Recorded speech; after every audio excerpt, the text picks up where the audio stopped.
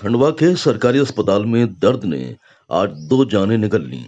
एक मां और उसका नवजात बच्चा दोनों जिंदगी की जंग हार गए। परिजनों का आरोप है कि डॉक्टरों ने समय रहते इलाज नहीं किया और जब सब कुछ छिन गया तब सिर्फ बहाने दिए गए। नेपानगर से रेफर की गई गर्भवती महिला दुर्गाबाई की हालत नाजुक थी। परिजनों ने 2 बार खून उपलब्ध कराया लेकिन नतीजा मौत, वो भी मां और बच्चे दोनों की। अब सवाल यह है कि क्या खून की कमी थी या सिस्टम की संवेदनहीनता। नवजात की लाश को गोद में लेकर अस्पताल परिसर में बैठे परिजनों की चीखें इस व्यवस्था पर करारा तमाचा है। और ये सिर्फ एक मामला नहीं, ये एक पैटर्न बनता जा रहा है जहां गरीबों की जिंदगी अस्पताल की दीवारों में दम तोड़ रही है।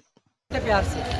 और ये मेरी माँ, ये वो मेरी भाभी है, वो मेरी फूफी है। मैं तो जा नहीं सकता, मुझे मालूम है डिलीवरी में अपने को जाने दे। उनको धमकी क्या रहा बताओ, उनको धमकी दे दिया। मेरी वो दादी है, फूफी, पापा की बहन। अब वो उनसे कैसा खून ले सकता है यार? वो तो अभी उसकी उम्र बहुत 80-90 साल की है, उनसे कैसा खून ले? फिर वो भैया मुझे लाए, यहाँ पे खून चढ़ा, फिर मैं लेके क्या हुआ, फिर उन्होंने पहुँच जाता कभी 8 घंटे में, कभी मेरे को डायरेक्ट ये बच्चा भी शांत हो गया, वो भी शांत हो। फिर मुझे यहाँ के वो मेरी भाभी है, वो मेरी फूफी है। मैं तो जा नहीं सकता, मुझे मालूम है डिलीवरी में अपने को जाने दे। उनको धमकी आ रहा बताओ, मैं तो अभी चले जाऊँगा। नहीं देखो, अभी जब तक कि क्योंकि मेरे को न्याय नहीं मिलेगा, या तो ये रास्ते पे आ जाऊंगा मैं, नहीं तो वो हाईवे पे आऊंगा, नहीं तो वहाँ से कूदूंगा। कितनी देर बाद डेथ हुई? डिलीवरी के कम से कम आधे घंटे बाद डेट हुई है। वहाँ से लाया, ले जाओ।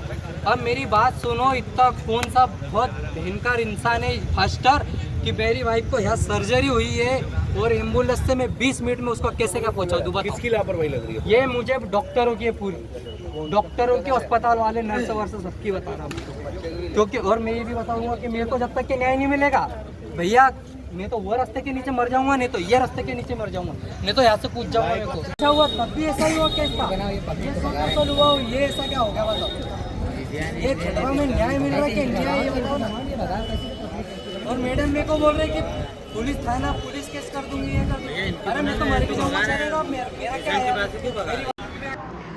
देखिए, पेशेंट बरहानपुर के नेपानगर से आई थी, दुर्गा गणेश, जो कि 25 साल उम्र थी और ये सेकंड ग्रेविडा थी, ये दूसरा प्रसव था इनका।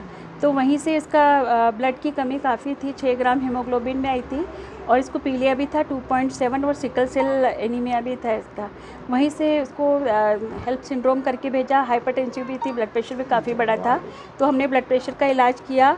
और कल दिनांक को ये शाम को भर्ती हुई थी, तो रात में एक ब्लड दिया, सुबह भी एक ब्लड का इंतज़ाम करके जब बच्चे की धड़कन कम होने लगी तो सेक्शन के लिए शिफ्ट किया।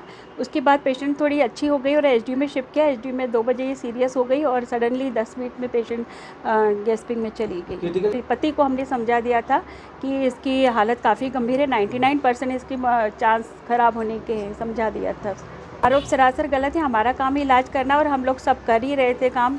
और सारे एनेस्थेटिक, मेडिसिन वाले, गायनेकोलॉजिस्ट, मेडिकल ऑफिसर सारे थे उस टाइम। हाँ, मरीज़ के बच्चे की धड़कन काफ़ी कम हो रही थी तो तुरंत नीचे से ऊपर शिफ्ट किया। तब वो लोग कंसेंट नहीं दे रहे थे, हाई रिस्क कंसेंट नहीं दे रहे थे, उसमें 2 घंटे लग गए। हम अभी साइन नहीं दे रहे, ये नहीं कर रहे, तो ऑपरेशन की साइन नहीं दे रहे थे। फिर बच्चे की धड़कन और कम होते गए, मतलब बच्चे के जो डॉक्टर थे उन्होंने भी बच्चे को बचाने की भरसक प्रयास किए। हार्ट बीट तो थी लेकिन बच्चे ने कराई नहीं किया। हाँ, मेडिसिन वालों को बुलाया था तो वो बोले कार्डियक अरेस्ट में पेशेंट जा रही है तो उसको रेफ़र करे, तो हमने बोला तो उन्होंने मना कर दिया।